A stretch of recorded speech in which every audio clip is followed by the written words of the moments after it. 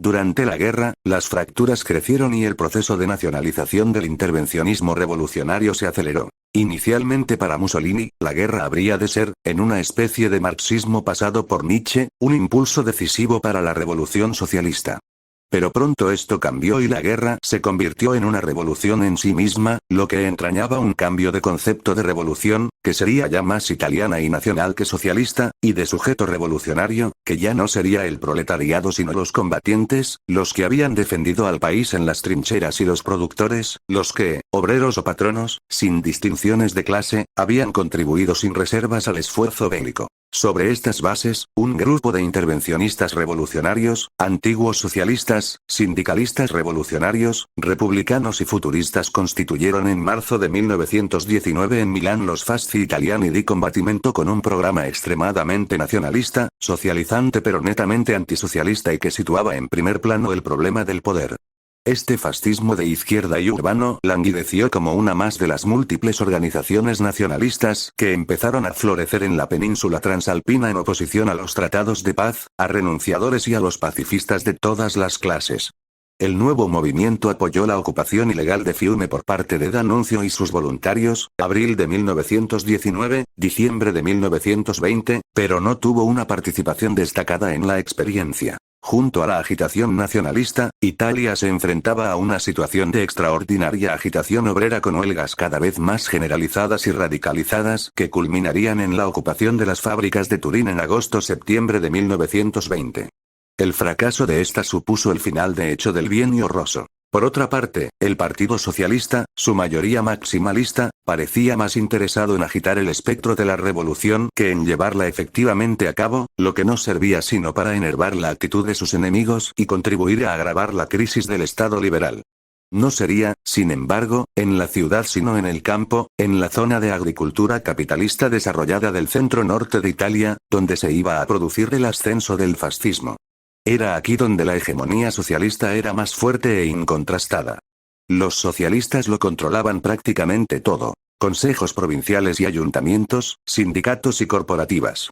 Imponían las condiciones de trabajo, el número de trabajadores a emplear y hasta la esfera de la distribución. Amenazaban con la confiscación y anunciaban sus propósitos revolucionarios. En suma, una especie de reformismo extremo sin perspectivas efectivamente revolucionarias pero sumamente vulnerable. Tenía en contra, por supuesto, a los terratenientes, pero también a muchos arrendatarios y pequeños propietarios, muchos de los habían accedido recientemente a la propiedad. Fue en estas condiciones que se desencadenó el escuadrismo agrario fascista a partir del otoño de 1919. Con una organización militar y practicando una violencia despiadada, las escuadras fascistas arrasaron casas del pueblo, sedes socialistas y ayuntamientos. Ayudados financieramente por los terratenientes y con el apoyo logístico apenas disimulado del ejército, la policía y la magistratura consiguieron imponerse en breve tiempo en toda la zona. El fascismo no era, sin embargo, únicamente escuadrismo agrario, ni este era solo la guardia blanca de la reacción.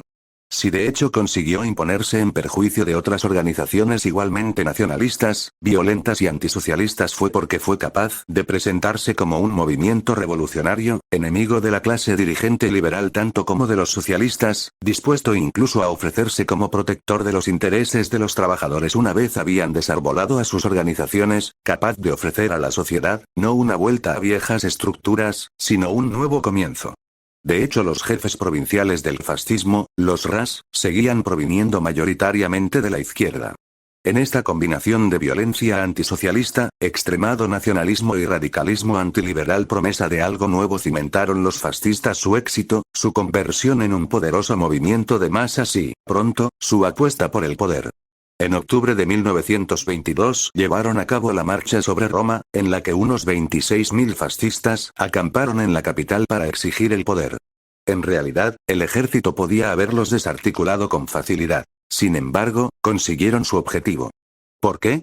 Prácticamente toda la clase dirigente liberal, los industriales y hasta la Casa Real eran favorables a la incorporación subordinada de los fascistas al gobierno, especialmente después de que Mussolini hubiese dado garantías respecto de la monarquía y el liberalismo económico. Pero el líder fascista exigió la jefatura del Consejo de Ministros. Y le fue concedida, sobre todo, porque un enfrentamiento con los fascistas podría haber dado nuevas fuerzas a los socialistas y porque en el fondo seguían pensando que el movimiento fascista era controlable, que el fascismo podía ser domado.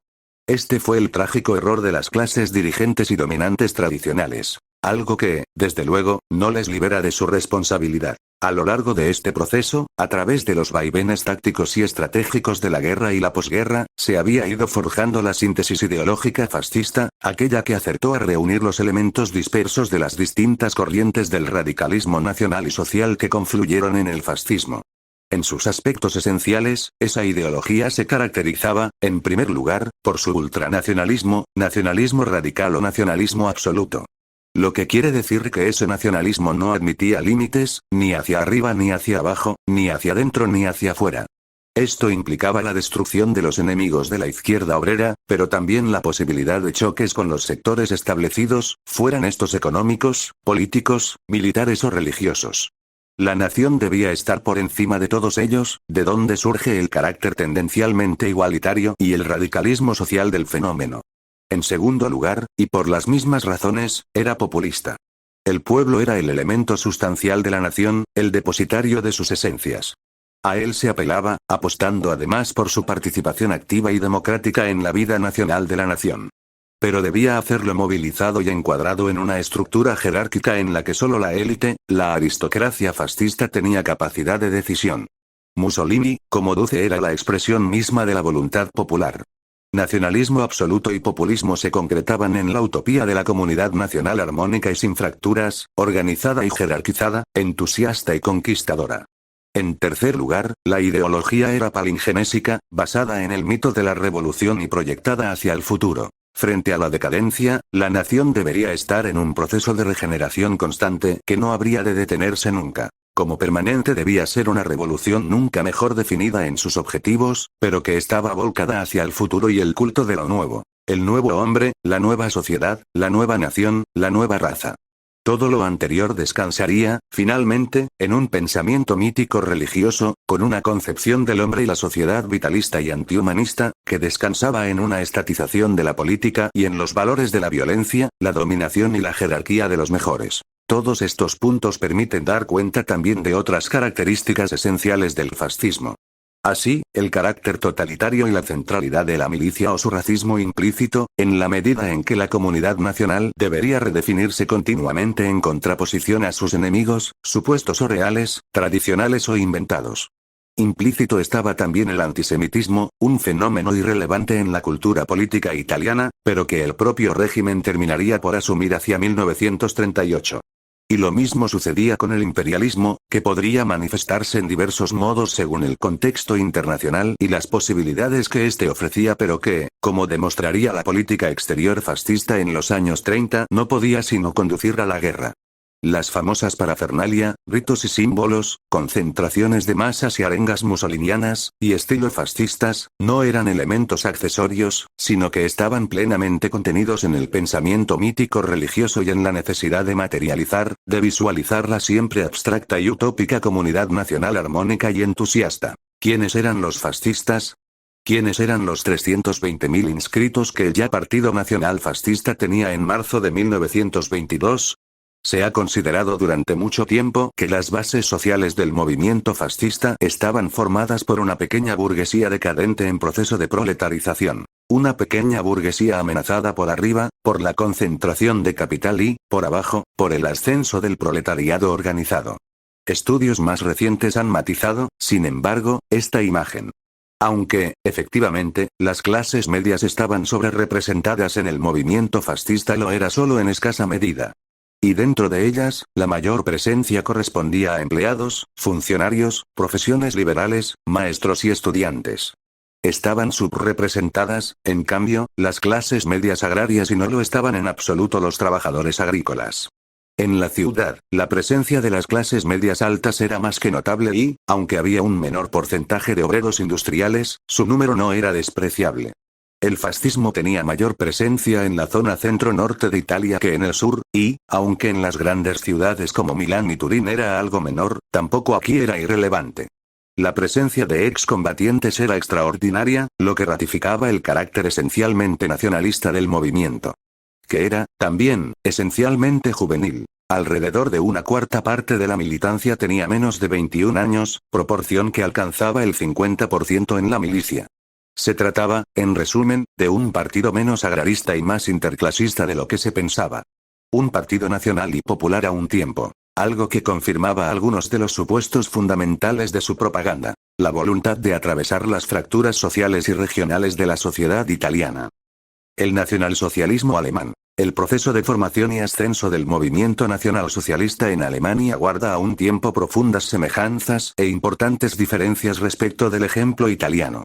Y conviene no olvidar que durante mucho tiempo, hasta los años 30, el fascismo italiano fue por delante, constituyéndose como un ejemplo para otros fascismos emergentes en general y para el alemán en particular. Lo que caracteriza la experiencia alemana es que prácticamente todo, de principio a fin, fue extraordinariamente más radical que en Italia, aunque marchando muchas veces en la misma dirección.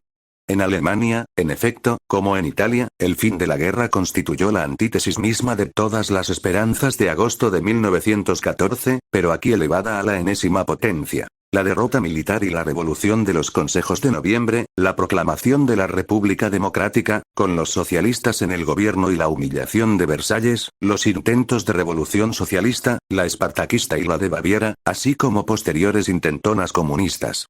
La economía además se desintegraba arramblando con los ahorros de las clases medias. En el año más dramático, el de 1923, la ocupación franco-belga de la zona del Ruhr, desencadenaría, en fin, una fuerte resistencia nacionalista, pero también una hiperinflación que sumió en el caos a la economía alemana. Era un terreno que, en una dirección, justificaba un rearme político e ideológico de la derecha conservadora más vinculada a los poderes económicos tradicionales y que llevaría a la constitución del DNVP, el equivalente reaccionario de los nacionalistas franceses o italianos.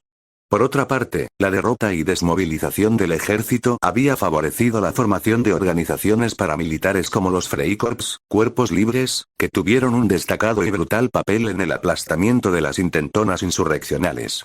Finalmente, la situación propiciaba también la aparición de una innumerable serie de grupúsculos de extrema derecha que iban desde las elitistas organizaciones volkistas hasta las organizaciones abiertamente terroristas. Uno de estos grupos era el DAP, Partido Alemán de los Obreros, fundado en 1919 en Múnich por un ferroviario, Anton Drexler. Aunque no directamente relacionado con su predecesor y homólogo austríaco, descansaba en similares supuestos pangermanistas y antisemitas, en un anticapitalismo dirigido en lo fundamental contra el gran capital financiero y en un obrerismo que era de hecho interclasista. El grupo tenía también estrechas vinculaciones con la Sociedad Thule, una de aquellas organizaciones pangermanistas, racistas y ocultistas que habían proliferado en el preguerra.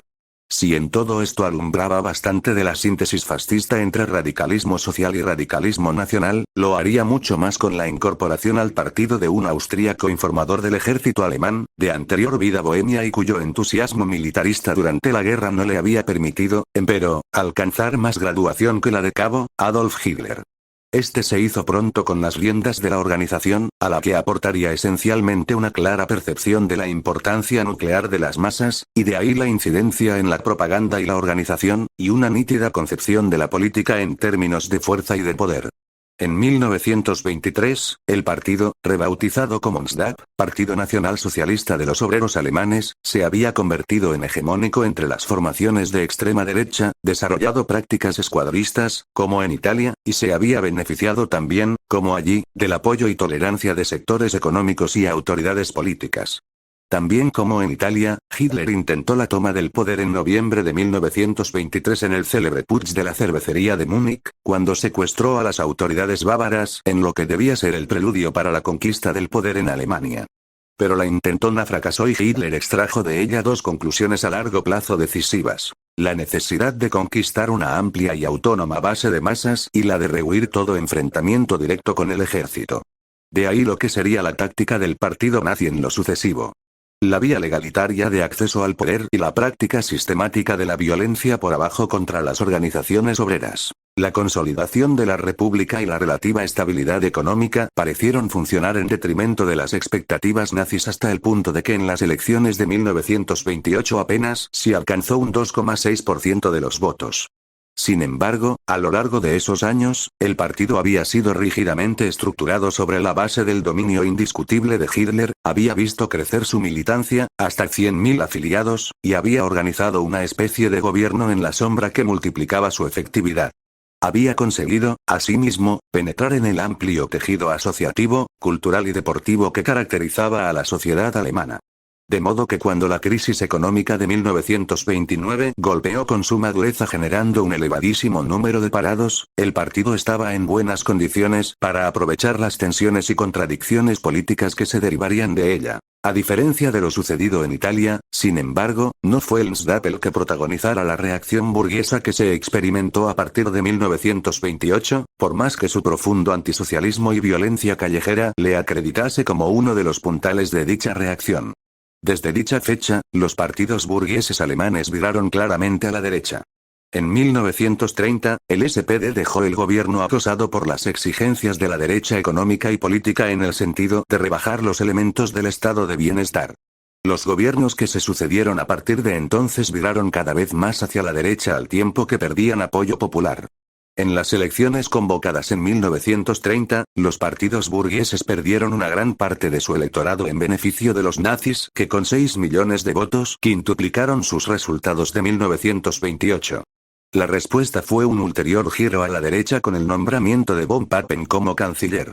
Con este, tomaba ya carta de naturaleza la ofensiva abiertamente antidemocrática y autoritaria auspiciada por el círculo en torno al presidente de la República, Hindenburg, en el que no faltaban terratenientes prusianos, industriales y militares. Pero el gobierno era minoritario y las elecciones que se convocaron en julio de 1932 para ampliar su base parlamentaria supusieron una auténtica hecatombe. Los nazis emergieron como el primer partido de Alemania con casi 14 millones de votos, 37,4%. Entre los partidos burgueses solo el Zentrum pareció aguantar el tirón nazi, mientras en la izquierda la moderada pero progresiva pérdida de votos del SPD afluía en lo fundamental hacia el Partido Comunista, KPD.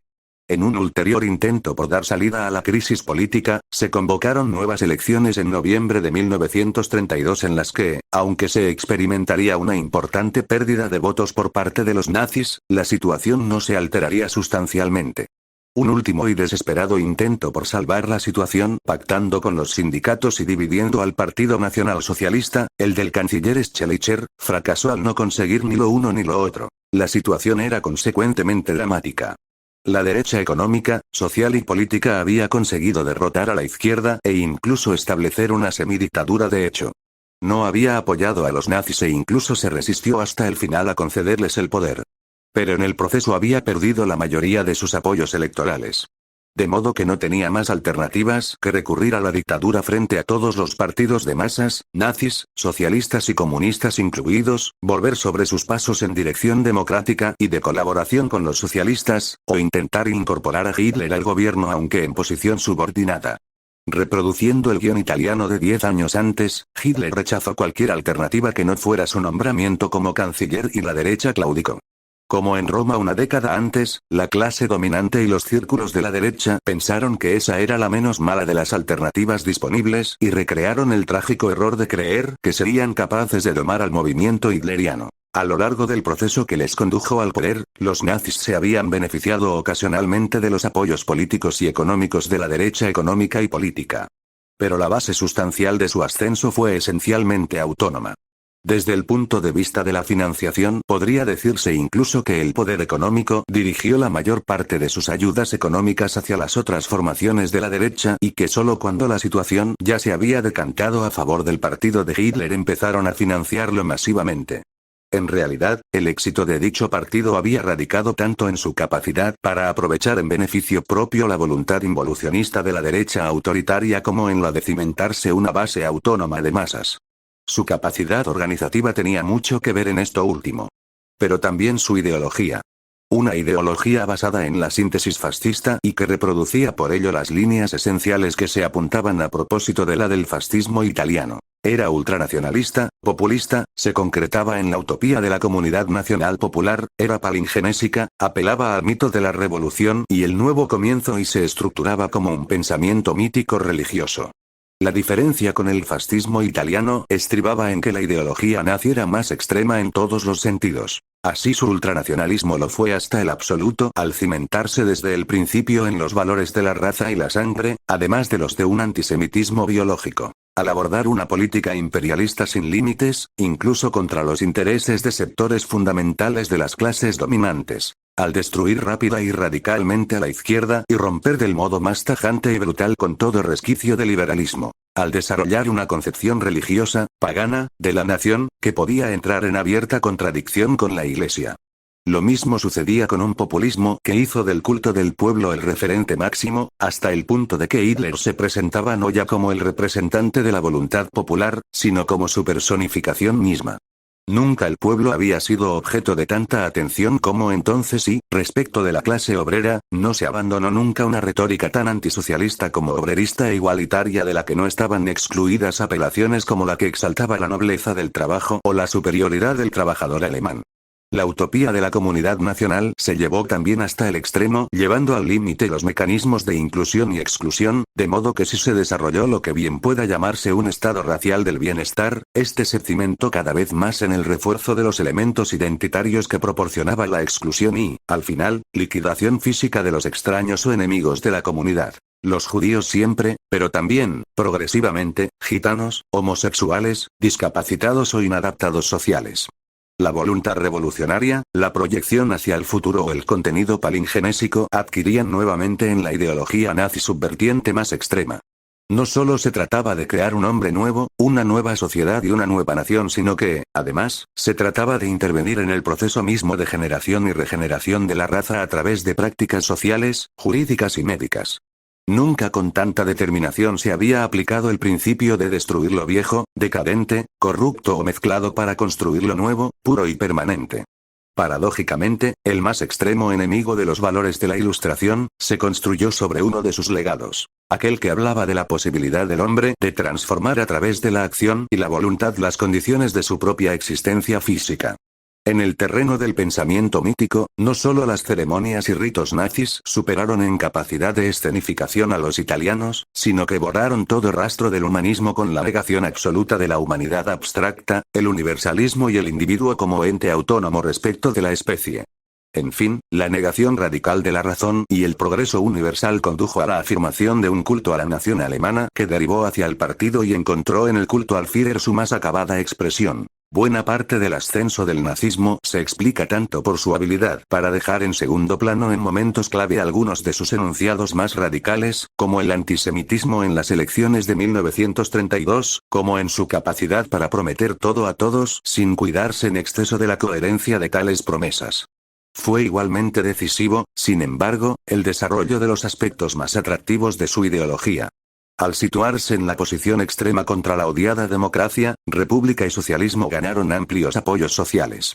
Pero estos se vieron ampliados por su capacidad para presentarse como un partido nuevo, no comprometido con las peripecias de la república, que, a diferencia de los reaccionarios, ofrecía la participación y el protagonismo popular, que a diferencia también de estos, ofrecía no una vuelta al pasado sino un nuevo comienzo.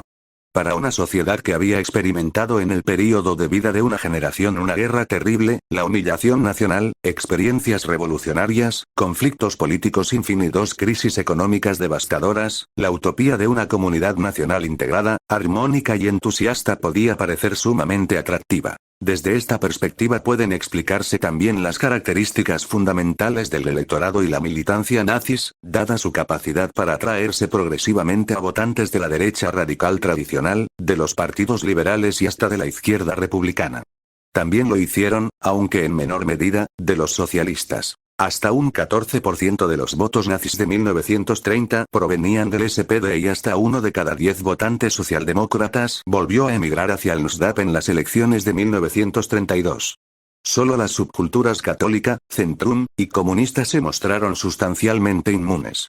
Como en el caso del fascismo italiano, se ha querido ver en el NSDAP un partido de clases medias decadentes. Pero de nuevo hay que corregir esa apreciación en modo similar a cuanto hacíamos respecto del caso italiano. Ciertamente, las clases medias estaban sobrerepresentadas en relación con su proporción en la sociedad, pero se trata de una desviación en modo alguno excesiva. Los que lo estaban en mayor medida eran los agricultores y los comerciantes, así como los profesionales no universitarios y los funcionarios. Pero esta sobrerepresentación era mínima entre los empleados y por completo inexistente entre los artesanos. La afiliación al partido fue especialmente elevada entre las clases medias altas y las clases altas, especialmente entre estudiantes, profesionales universitarios y empresarios. Pero también la afiliación de procedencia obrera era más alta de lo que hasta hace no mucho se suponía. Aunque globalmente infrarrepresentada, 44% de la afiliación frente a un 55% en la sociedad, esta menor participación se daba entre los obreros no cualificados, pero no entre los cualificados, especialistas o artesanales. La proporción de obreros crecía, además, sensiblemente en algunas de las organizaciones nazis más emblemáticas como las SA y las Juventudes Hitlerianas. Como en el caso italiano, el movimiento nazi era notablemente juvenil. Consecuentemente, se puede considerar que el partido nazi se convirtió en un auténtico Volkspartei, un partido popular en el sentido de constituirse en el único de los existentes con capacidad para atravesar las fronteras de clase de la sociedad. En este sentido, el partido se mostró sumamente moderno e innovador, anticipando algunas de las características de los partidos europeos de la posguerra.